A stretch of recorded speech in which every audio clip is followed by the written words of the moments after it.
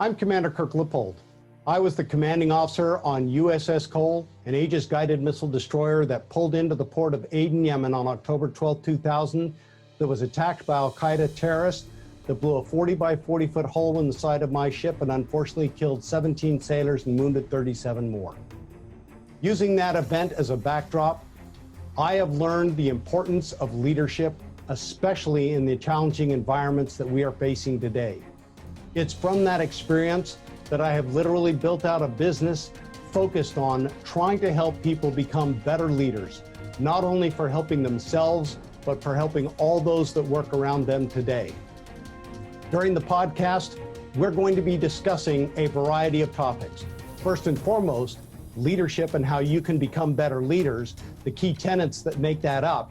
But then we'll touch into some more exciting subjects. What is going on in the world today and how the pandemic has affected business and in the environment that we work in, and the decision-making process that business leaders need to follow today in order to remain successful and relevant. Then we're going to get into the more fun stuff, talking about the geopolitical situation around the world with China and some of the challenges that the United States is facing today in remaining that beacon for freedom throughout the world. Trust me, I'm going to want to be able to help you see that world through the lens of not just your experiences, but how we can contribute to making it better. So standing by for you to join us today. Congratulations! You are tuned into Dov Baron's Leadership and Loyalty Show, the #1 podcast for Fortune 500 executives and those who are dedicated to creating a quantum leap in leadership. Your host, Dov Baron. He's an executive mentor to leaders like you, a contributing writer for Entrepreneur Magazine, CEO World, and he's been featured on CNN, Fox, CBS, and many other notable sites. Dov Baron is an international business speaker who was named by Inc. magazine as one of the top 100 leadership speakers to hire. Now, over to Dov Baron. Welcome back. This is part 2 of my interview with Commander Kirk Lippold, retired U.S. commanding officer of the USS Cole, when it came under a suicide terror attack by Al-Qaeda back in the port of Yemen. This was in many ways the event that foreshadowed 9/11. We, in part 1, we were talking about what happened back in that time. We've been talking about leadership and politically how leadership in military has become driven by politics. I want to expand further into this conversation. I'm really grateful that Commander Lippold is with us here because we are in a very different time. As we're having this conversation, as we're recording this conversation, we're in the midst of a pandemic in 2020. However, there is more going on here. And I want to sort of dive into the political understandings of what's going on, because politics is a really interesting thing when it comes to the military, because the military is famously neutral. You know, we talked about in part 1 about how serving your commander-in-chief to protect the country, etc. But for the first time I've been studying politics and actually American politics since I was 10 years old. And for the first time I can remember, you're now getting military leaders coming out and speaking. So you had retired Admiral William McRaven, who came out and criticized Trump about what was happening with the Kurds. You've got General Mathis, who served under Trump, coming out and talking about Trump and what he's doing militarily. And now you've got Trump talking about this, the bounty that Russia has put out on American soldiers and saying it's a hoax. First of all, I want to ask you, what is your thought on military leaders, certainly retired ones, but coming out and actually doing what they've never, I don't remember them ever doing before, and saying this is out of order? What's your thoughts on it? Well, I think you're crossing a line. And I think part of that was driven by a decision the United States made post-Vietnam, where we chose to no longer have a draft where we would select people to serve in the military for a defined period of time, but instead went to the all-volunteer force. Mm-hmm. And the way I have always approached it is when you choose to serve, and you, like I mentioned in part one, was you choose that life of consequence in the service to your nation. Yes. And during your period of service, there may come decisions that are going to be political in nature. And let's face it, you can have the military giving you orders, but who ultimately gives that direction? It are political appointees. And if you as a military officer fundamentally disagree with the direction of those orders being given by your political masters, because that's how our nation is designed, you really get two choices in life: put up and shut up, or get out. And at some point in time, serving in the military is not supposed to be a job for life. You hang up your spurs. If you stayed long enough, you'll get a retirement check every single month. And then guess what? Go find work that contributes positively to the future of our nation. And that's what I've tried to do, is to give back, to teach people those leadership skills that we need out in the business world. I mean, when 80% of the retired admirals and generals go to work for the defense industry, they're not sharing all that expertise that they could be sharing with business and the civilian community to make us even better and make sure that we understand as Americans how the military works and how we think and why we are the respected institution that we are. I think it's very disappointing when you get a lot of these military officers who choose to speak out against the President of the United States, because if you're going to have a military where they've enjoyed all the benefits, including the political benefits of being senior in rank like that, and then they want to use that positional authority, still wearing their stars on their collars or on their sleeve, to somehow now feel that they are entitled to speak out about the commander-in-chief, that's fine. If you want to take on the policies, that's one thing. When you attack the individual, I don't care what president it is, whether it's President Bush, President Obama, President Trump, then you are crossing a line at that point that even though you may have come from the civilian ranks, served in the military, and you're civilian again, if you want to maintain that professional ethos exemplified by General Marshall way back in post-World War II, then guess what? Challenge the policies, don't challenge the people. So from your point of view, Mathis, McRaven should say nothing? I think if they're going to say anything, they should challenge the policies, but don't attack Trump. Don't say he's this terrible leader. He's doing these bad things. You know what? He may be doing things differently, because why you have to look kind of a little bit on why did President Trump get elected? It's because the standard establishment politicians had achieved what? 16 years of endless war in Afghanistan, $20 trillion in debt, and nothing was projected to change because everyone liked the status quo. And whether we like it or not, the rich were getting richer, the poor were getting poorer, the middle class was disappearing. 70,000 pages of tax code written by all the special interest groups, because money buys access, buys power, and that power comes through legislation that gets crafted by some senator or representative's chief of staff and gets slid into a bill. That is not how this nation was designed to be working. And that, unfortunately, I think has created some of the complications we have. And that's why the military needs to still be that standard bearer for society. I mean, when I was working for the chairman of the Joint Chiefs of Staff, and we were doing detainee policy, one of the things that he did is he said, no matter what happens, the military must always be viewed as the white hat guardians of our freedom. And we will do nothing that jeopardizes it. Hey, let these other government entities, if they want to do stuff at a black site under sanction from the president, good for them. We as the military are not going to do that.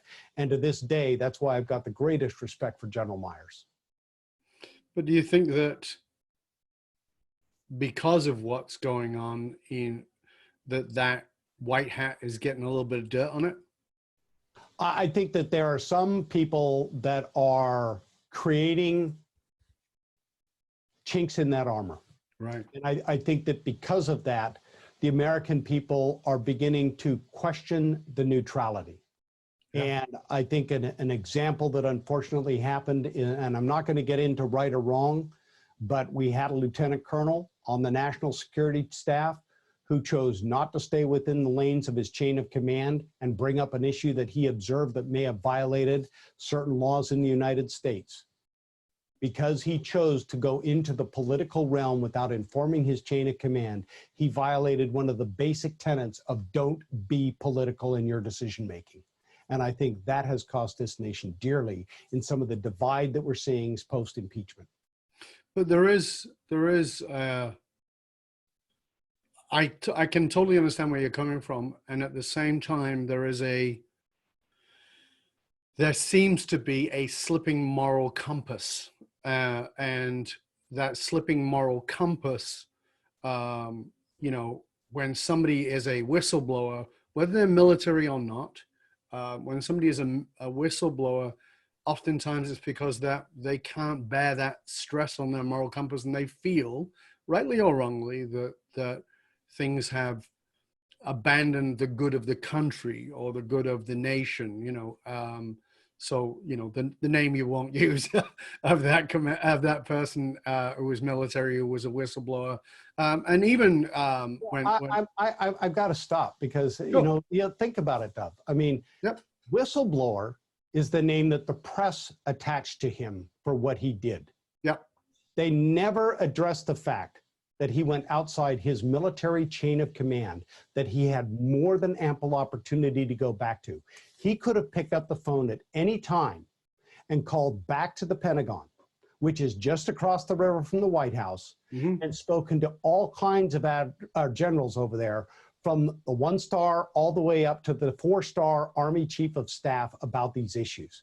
Right. But as I mentioned earlier, as a professional military officer, if you disagree with what is happening in the political world, you get two choices: put up and shut up, or get out. And if he disagreed with it, rather than playing this whistleblower card, he should have resigned or retired from the military. He had the time in to be able to do that.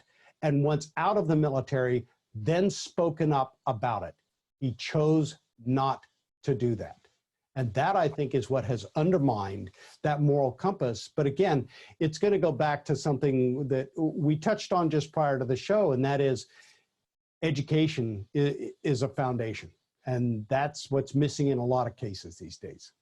Well, I think that education has gotten a beating at every possible level. It's underfunded. I mean, it's terrible. I mean, it's one of the things I've talked about with, you know, it's interesting, you know, that question I asked you at the beginning, who has been a leadership influence on you? And the most common answer I get is a school teacher. And I say, you know, isn't it sad that the most common answer I get is school teacher? And these are the people we've so devalued over time. We don't pay them enough. We don't take care of them enough. Until COVID came along, nobody really appreciated teachers until you had to do a Zoom call for a meeting and your kids were screaming in the background and you're supposed to be teaching them class. Suddenly you love teachers. And I look at it this way, Dov, for just as an example in the United States. Okay, we're still attached to this 1880s agrarian mindset of 180-day school year. Hey, America, if you want to be competitive, we're going to have to start going to school year round. We're going to have to start increasing teachers' salaries and paying them what they need and what they're worth. I don't think there's going to be as much pushback when the raises come this year, given what parents have had to put up with. Sure. But I think at the end of the day, we have to understand what education gives us. But by the same token, one of the biggest problems we have is that we are still struggling to develop a metric on what defines a teacher's success in educating young men and women today. And we've got to get that metric defined so that we as a nation can devise the curriculum, build that 220-day school year or whatever it's going to take so that we can, you know, we may be innovative, but guess what? If we don't educate, where that edge is slowly being eaten away by other countries, and we need to stay on top. And we're going to have to begin investing again. And guess what? We're all going to have to work harder. The bottom line is every generation forward now, they're probably going to have to work a little bit harder. They may have a good quality of life doing it, but they're going to have to work a little harder to maintain it and stay ahead if we're going to do that as a free nation. So you brought up something, thank you, because you brought up something that's also important because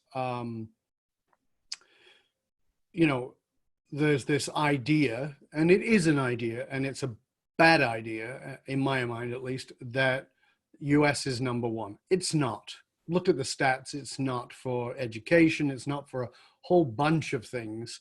It's, you know, it's way down the track. And I don't think that, you know, now remember, I am an American fan. Was a fan of the US since I was a 10-year-old boy. So it's not me taking a dump on the US. I actually still believe in America. But at the same time, I also believe in paying attention to history, paying attention to what's happening, and not sitting back on the laurels, which I see a lot of in leadership, political and otherwise. And so, you know, when I look at back in '89, I was talking about the rise of China and the new China and what that was going to be. And if America didn't get smart, they thought they'd won the Cold War, and they think it's over. And if that creates complacency, they will get killed by China. China have gone in and done much of what the US did prior to even in the 70s, a lot, certainly after the Second World War. It's even what Belgium and France and England did, which is they went in and claimed mineral rights in countries and built the infrastructure of countries. China is doing that now, particularly in Africa. China has the rare metals that is going to be required for lots of technology and military. And they have the 2025 policy, which is really about making them the leaders in the world economically. What's your thoughts about where China is going and where the US may be becoming very complacent and thinking, you know, when they hold on to the laurels of we're number one, doesn't make them pay attention to who's snapping at that? Well, that's a great question. I think when you look at it, there's two ways to view that. All right. Number one, the United States may not be number one in a number of things across the board. Again, I'm going to go full circle real quickly and say leadership by example. We have to live in a manner that the rest of the world aspires to be like us. Yes. And we did that post World War II. We continue to try and do it today, albeit with struggles, because everyone seems to think if you're not perfect and living to what I think you should be like, then you are worthless and we should tear down everything that goes with it. And that isn't how you do it. You don't build yourself up by destroying your past. You build yourself up by using the past as a reference point for how to be better in the future. When Yes. you look at what China is doing, however, I think what is not getting out there is look at how ruthless they are. Oh, yeah. There is no freedom of the press. Look at what they are doing to the Muslim Uyghurs in that they're doing forced concentration camps. They're doing birth control there. When you look at what they have when it forces conscription into their military, you don't get a choice whether to serve, you will serve. Yep. And when you look at the number of things that go on and the things that China is doing, the intellectual theft, we made this naive assumption based again, you view the world through the lens of your experiences. Yep. We thought if we could get an economic toehold in China, teach them how to be an economic powerhouse, it would create a middle class that understood and would then begin to yearn for freedom. And at the end of the day, what we learned is we did nothing but empower a ruthless communist dictatorship that is doing any and everything necessary to stay in power at the expense of freedom. And if you doubt that, just ask the people in Hong Kong what's going on there today. I mean, even in the news reports you're reading now, they're already cracking down on what can be put into the newspapers, on what can be said. And the example that I love to use is that influence is going to continue to grow because as 5G and the internet keeps going, what are they going to do one day when suddenly you get these young kids here in the United States post something on their Twitter account and suddenly their social media sites get shut down? They say, hey, I've got a constitutional right, freedom of the press and the First Amendment to be able to say what I want.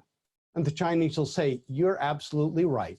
But the server goes through Shanghai and that's why we're cutting you off. And oh, by the way, Macau just bought the bank that you're working with and your money is now frozen until we figure out whether or not you know how to properly address some of the concerns you have going on in the world. That's what's coming. Yeah, I agree. And that's what I'm saying about the complacency of not recognizing that, it's like being I did martial arts and I did boxing. It's like being the champion and thinking you're going to remain the champion, thinking you're the fastest gun in the West until you're shot in a coconut.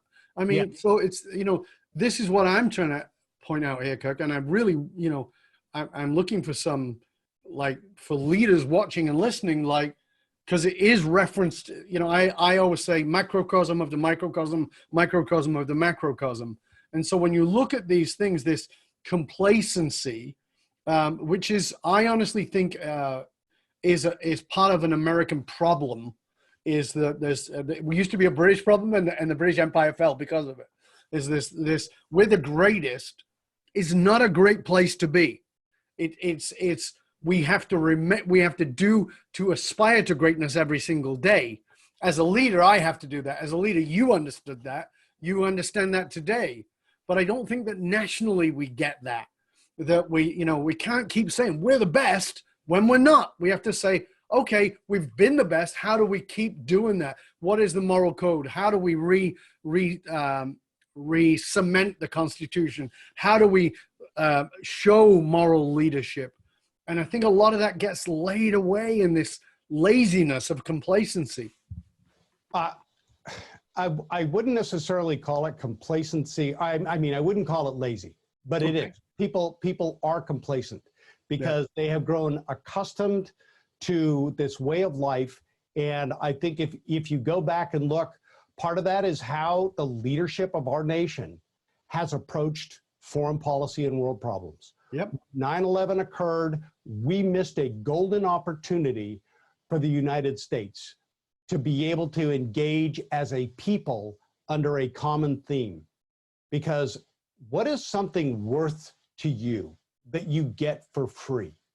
It's worth nothing. And you have a number of people, I would say the vast majority of Americans today, that their idea of a common sacrifice is paying taxes. Mm-hmm. It's not contributing to the overall welfare and growth of our nation. And so consequently, by not having a common unifying factor, George Bush, 9/11, the nation's been attacked. And guess what he did? Stay calm, go shop, keep the economy going. We'll take care of it with the military who will go forth and do God's work. And what sacrifice did the American people give to fight the war on terror? From my eyes, they didn't. And I think it was a golden opportunity that we could have, even if it had been something as a simple 1 penny tax. Everybody's going to pay it, and it's going to be the war on terror tax or whatever moniker you want to assign to it. But it would have been, everybody gives a little bit. They have skin in the game. They have ownership of whatever that is contributing to make our nation great. And I think that by not having that today, when you have half of our society doesn't even pay taxes because of how that tax system has been jury-rigged, we've got some fundamental problems. And they're root problems that go back to those people that are in power want to maintain that power, those people that want to have a safe living for their families and provide for them and do good and feel like they are contributing to society. They want to be able to do that and not be denigrated for it. I mean, we should be very proud of the nation we are, but we're going to have to work harder because of it. We're approaching now $30 trillion in debt after the pandemic and giving everything away. Yeah. That debt has to be paid. Sure. And at some point, whether people want it and they say it's a dirty word, hey, look, some of the programs that we have in government are not going to go away, but we are going to have to begin to pay down that debt. And people, by paying down that debt, are going to realize the cost of what they're getting from government in how they have to pay for it. I mean, I've always said, if you want to get any country to stop their government from wasting money, stop having an automatic withdrawal from your paycheck of the taxes you pay to your federal government. Make people write that check at the end of every month. Mm-hmm. And I guarantee you, when they write that check out and realize how much they're bleeding off with every paycheck, they're going to go, wait a minute, this is how much is going off to the federal government, the state government, the county government, the city government, then I've got sales taxes, plus all these other taxes from cell phone to internet to movies to everything else. Time out. Yeah, it is crazy. Coming back to things like China and what's going on with China,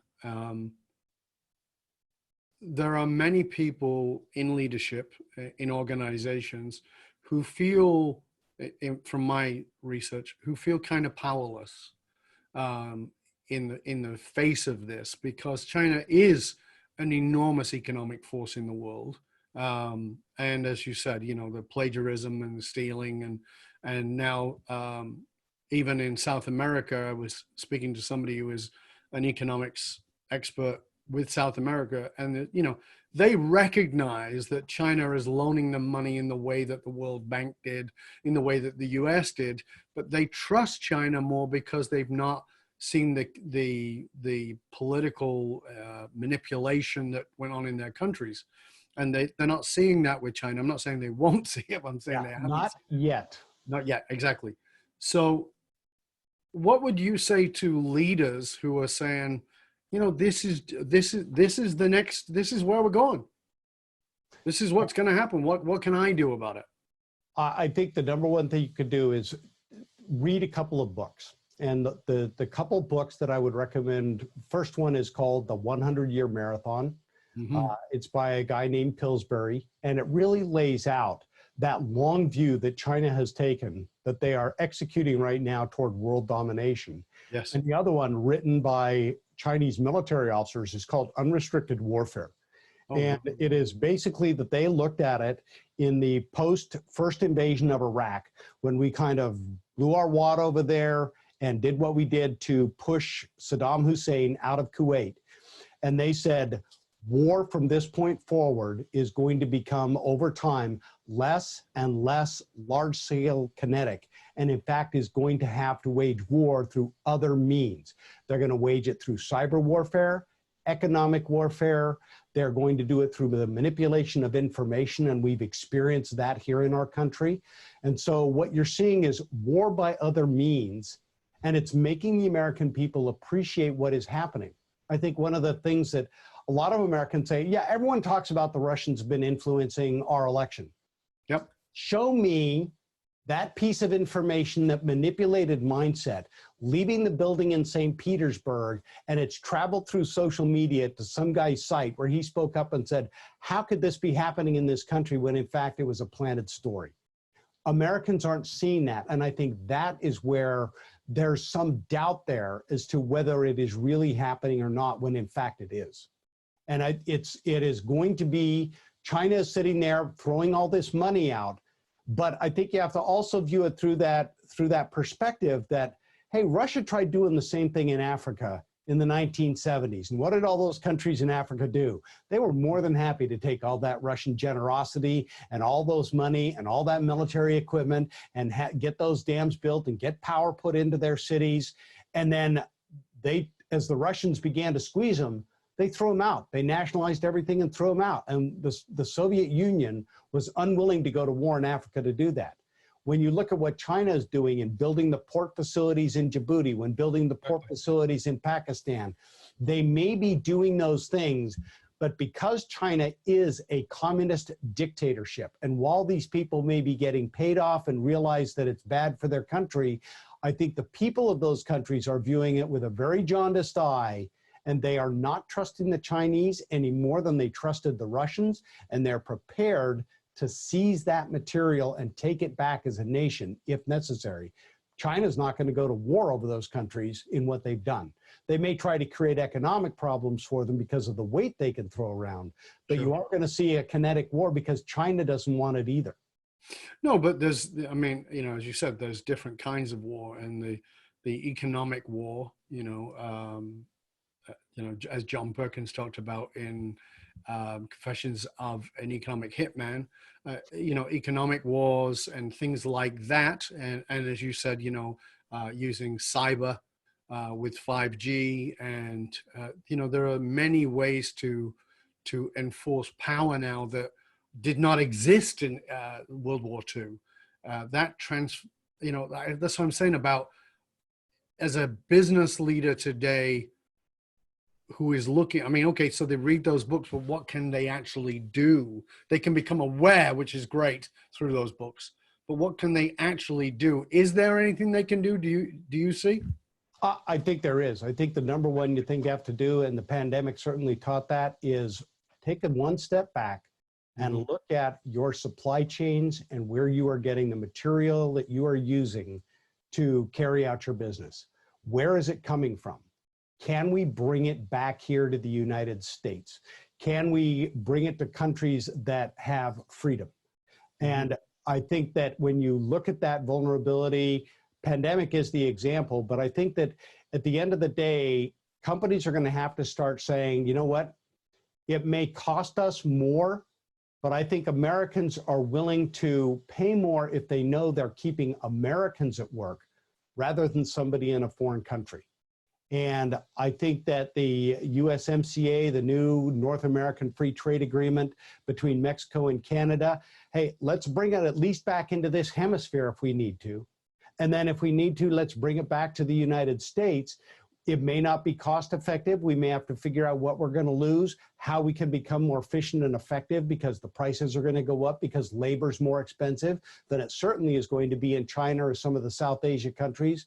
But nonetheless, I think it's looking at what some of these vulnerabilities are and trying to balance what can we bring back, what do we absolutely have to be able to outsource, and how are we going to do that? It's really looking at your entire business model to figure out what can we do that is going to keep us in business and keep our people employed, still being a relevant business that can grow here in the United States or keep people employed in the Western Hemisphere to try and keep that going. Because the more we allow China continue to make those kinds of inroads, I mean, it may be more dangerous. I mean, even now you're seeing some of the influence. I mean, I have an example from Russia real quick. The Nord Stream 2 pipeline. Why was that thing ever allowed to be built when they're trying to undermine Europe and the United States, and yet we're going to give them a oil pipeline that is going to enrich their coffers to continue to undermine us? I mean, it's like feeding Japan oil prior to World War II. You just have to look at it and say, what are some of the consequences of the economic decisions being made as part of our national security policy that are affecting me down at the business level? Because people are going to have to start understanding that larger dynamic of where their business fits into the economy, which fits into the national security interests of the United States, and that they do in fact have a ripple effect up on that. And they need to work as businessmen to say, how can I strengthen us here at home first while still staying competitive? So I'm not disagreeing with you, but I'm challenging the idea that people will do that, because I think it's very nice. Let's say I'm the owner of CEO of XYZ company, and I go, you know what, I want to keep Americans, we're going to charge more for our product because we're going to actually manufacture in North America or even in the US. We're going to manufacture here. Meanwhile, my competitor's saying, no, we're going to manufacture overseas and we're going to put you out of business because we can sell the product much cheaper. That becomes then an economic situation where the first one, who may have a patriotic response, is having to say, you know, if I want to stay in business and I want to employ people and I want to keep the economy running because I'm employing Americans, I can't employ anybody if I'm not a business. So now I have to compete with these other guys. That's where this sort of runs into a wall for me, thinking about it economically as a ripple. I would agree with you, Dov, except it doesn't need to happen overnight. No. This can be something where these business leaders have that long-term vision, yes, where they want the company to be in 5 years, and begin to look at those supply chains and gradually begin to start figuring out where can I more efficiently use them, pull them back, and do it. And let's face it, I mean, it's like politics. You can remember all the good ads that are put out there, but what are the ads that sway public opinion? It's the negative ads. Yep. And at some point in time, you may have to play hardball with your competitors and say, yeah, guess what? These products are made in China. These products are made by a country that kills its people. These countries, this business undermines the national security of the United States. We believe in our country, and that is why we're here. And you want to know something? You might pay a little bit more, but you're going to keep Americans at work instead of a ruthless communist dictatorship.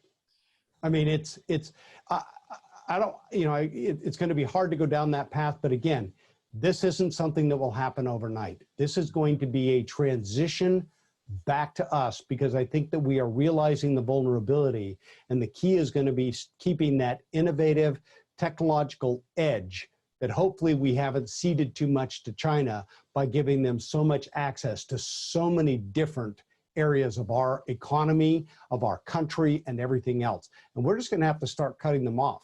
You want to be a competitor? Educate your own people. You know, it's interesting because I know as a military guy, you understand strategy and you understand that things are not solved on the surface. And I still see that that is what is happening, excuse me, politically, not just in America, I'm talking about globally, politically and in business. People are solving surface problems. So if you solve a surface problem, everybody wears a mask. That doesn't get rid of the pandemic, and it certainly doesn't protect us from a future pandemic. An example is, you know, whether one is against or for the tariffs on China and putting all the pressure on them. And you say, well, we've solved the problem. No, you haven't. If you say, well, you know, we got Saddam Hussein out and we've solved the problem. No, you haven't. If you say, now we've occupied Afghanistan, we've solved the problem. No, you haven't. So one of the examples of that is, speaking to some of my connections, one of the examples is that Chinese manufacturers who are now feeling the pressure of the tariffs, okay, cool. What do? They move to Vietnam. They move to Vietnam, set up shop, very cheap for them to do. They employ Vietnamese, but they are Chinese companies working out of Vietnam, who is also a communist country, and they're working out of Vietnam. And so you say, well, it's not coming from China. Our stuff comes from Vietnam. Yeah, you didn't solve the problem, dude.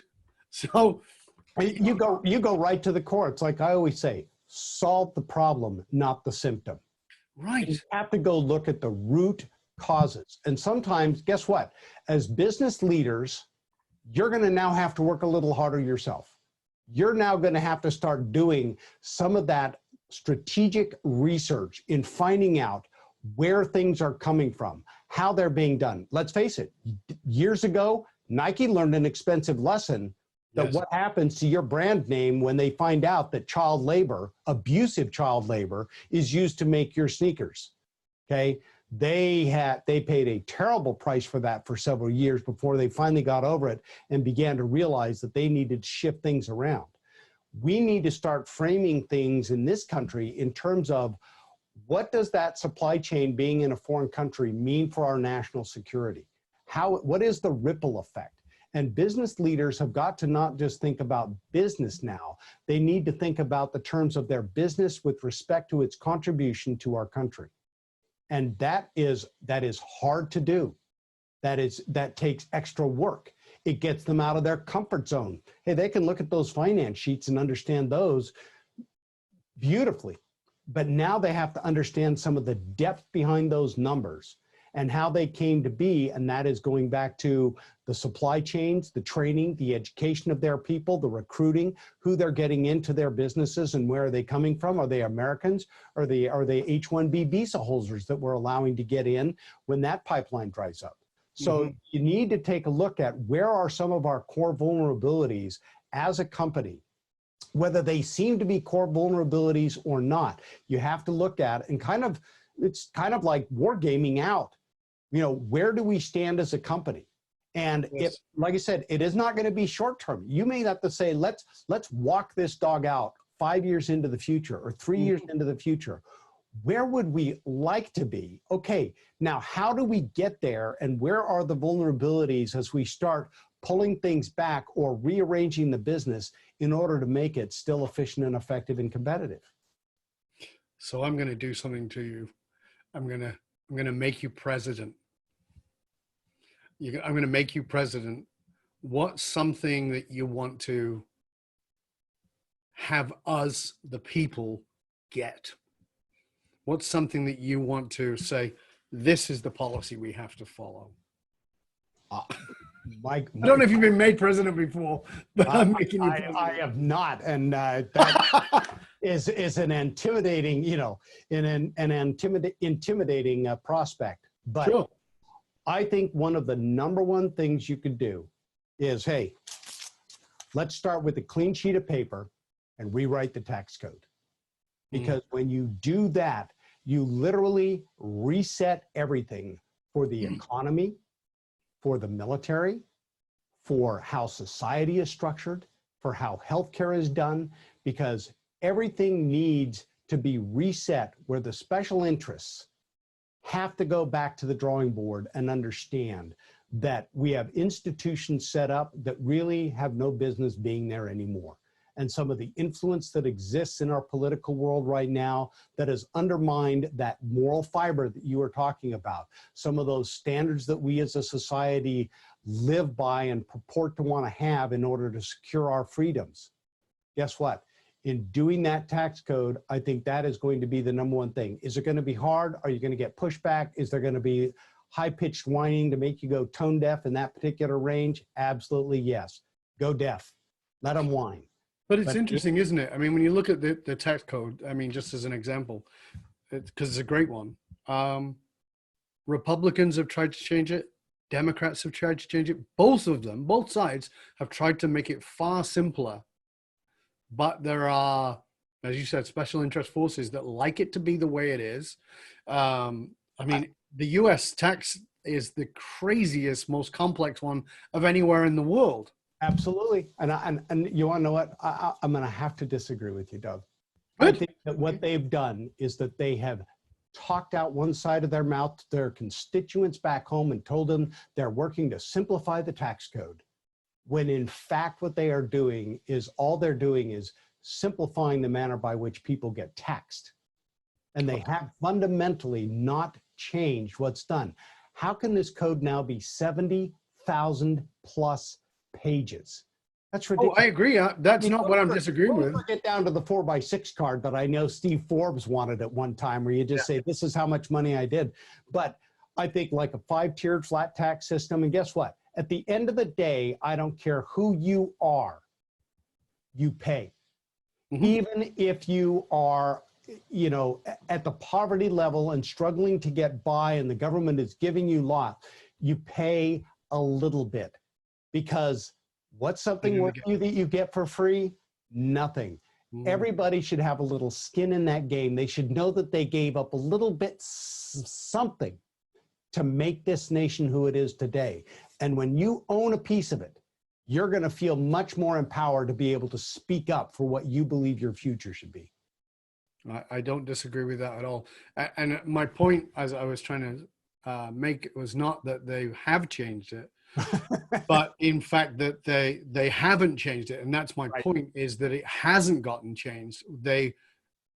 Republicans and Democrats have said that it is too complex and we want to make it simpler, but it has never gotten made simpler, and it has been stymied on both sides forever. And it's just like, it's crazy. I mean, I couldn't agree more. I think you're absolutely spot on. That's why I said, how do you start? With a clean sheet of paper. Yeah. You cannot modify what is so horrifically manipulated and has become so malign to our way of life that it no longer represents the values of the people of the United States. Yeah. And if you start with a clean sheet, that's where it's going to get done. But everyone says you can't do that. Well, I'm sorry. Have you given up already? Are you that defeated this quickly? No. Guess what? If there's one thing Americans know how to do, is that when the going gets tough, we know how to dig in and solve problems. That is truly one of our greatest strengths. And we'll find all kinds of innovative ways to do that. But again, it is going to take real leadership in this country where the American people, in fact, can be trusted to do those things, and that they do it through their representatives, and let's get to work. Yeah, I'm a great believer. I mean, it's aligned with what you were saying. I'm a great believer that people need to vote with their dollars, right? You know, where you choose to spend your money. Like you can bitch and moan and complain. I said this to somebody recently. You can bitch, moan, and complain about how Amazon paid no taxes. How much do you order off Amazon? If you order a ton of stuff off Amazon and you're complaining that they don't pay taxes, you're part of the problem, right? Well, hey, who elected the representative that wrote the laws that turned into legislation signed by a president that allowed Amazon? And you know, this whole thing of, well, Amazon didn't pay any taxes. Yeah, they in fact paid taxes, but not in a way that you see. And as a corporate entity, it comes in different ways. Of course. You know, so you know, again, it's too complicated for people to understand. Well, And again, it's that. Right. Yeah, again, it's that trying to solve a symptom rather than a problem. And that I think I'm constantly bringing up to leaders, stop looking at the symptom, look at the problem. It's when you solve a symptom, everybody applauds. Oh, so wonderful. But you didn't actually solve the problem, you know, and we could go into a massive political debate about, you know, which side, left side, right side, doesn't matter. But what I see constantly is people trying to solve symptoms, not problems. And it's for me as a deep student of leadership, is like, that is never going to work. It never has, and it never will. So as we close up, as we come towards the end here, this has been wonderful. And I want to thank you. I want you to share with us, you know, you laid out a lot of stuff in your book. And I know that you're not just a military guy, but you're definitely a leadership guy. If you could leave us with one sort of real practical piece that you would love for our leaders, or our viewers, our listeners to get, that they could put into action, something that was really a practicality for them, what would be that one thing that you would like them to really get? The one nugget that I think we as a nation have to begin to take away is that there is only one person in our life that is responsible for the decisions we make and the consequences that come from it. And that's us as an individual. It can't be about, I didn't know, I wasn't informed, it wasn't on the internet, nobody told me. That's part of what life is learning as much as possible about something before you make those decisions. But when you make those decisions, whether they are personal or professional, you live with the consequences of it. And if it was a bad decision, guess what? Change the decision and make it better for yourself, for others, for your business, for your country. But when you make decisions, take personal responsibility for them. Own them. They're yours. Don't blame others. Couldn't agree more. Fantastic. Thank you so much. It has been a pleasure and honor. Please tell our listeners and our viewers where they can find out more about you and all your wonderful resources, your books, your virtual presentations. I know you're doing so much right now. Please tell everybody where they can find out more about you, Kirk. Well, easiest place is I've got a website. I mean, whoever thought that I was a retired Navy commander, I'd have my own website, but it's at kirklippold.com. That's KirkLippold.com. Twitter handle is very easy. It's just at Kirk Lippold. I'm also on Facebook, and my book, Front Burner, Al-Qaeda's Attack on the USS Cole, you can get it on Amazon, Barnes & Noble, but I also had the wonderful opportunity. It's an author-narrated book, so I completely narrated it. So if you loved the tone of my voice in talking with Dove, I would say here's an opportunity to get to listen to the book as well. So it's available on Audible, and there's a variety of ways. Look at Google. I mean, nobody in their life should have 10,000 hits like I do. And preferably not by suicide bombers. No, but I could have thought of better ways to get that. Yeah, different kind of hits. Exactly. But no, this has been wonderful to be on your show, a true honor. And again, Thank you to the audience for what they do, because I know each and every one of your listeners tune in because they truly see their part of their life's mission is to improve not only themselves, but others around them as well. So thank you for what you do. Thank you, sir. That's very kind. I hope you'll stay with us to the end. It has been an absolute pleasure and an honor. Thank you, sir. I love having conversations with people who are well thought out about what it is they know, and you certainly are. And for you, dear listener, remember that you can hang out with other conscious leaders and chat about this episode or any past episodes by going into either our Facebook or LinkedIn groups. Just look for the Leadership and Loyalty Podcast. The truth is, it doesn't matter how successful you are. If your employees and your customers don't understand what gives your company meaning, you're only working at a fraction of your true capability. To find out more about how you can hire me, Dov Baron, as a speaker or leadership strategist for yourself or for your organization, simply go to dovbaron.com. That's DOVBARON.com. Because unified meaning, or as we call it, finding your dragonfire, is the one single monolithic difference between mediocrity and greatness in both individuals and in companies. I want to thank you for sharing the show with everybody you know. Till next time, stay curious, my friend. Stay curious about solving the real root problem rather than the symptom.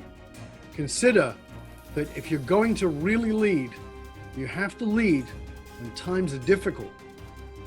I'm Dov Baron, and I'm here to assist you tapping into your dragonfire to reach that next level of clarity, focus, purpose, and profit in your business, your life, and your leadership impact. And I am out.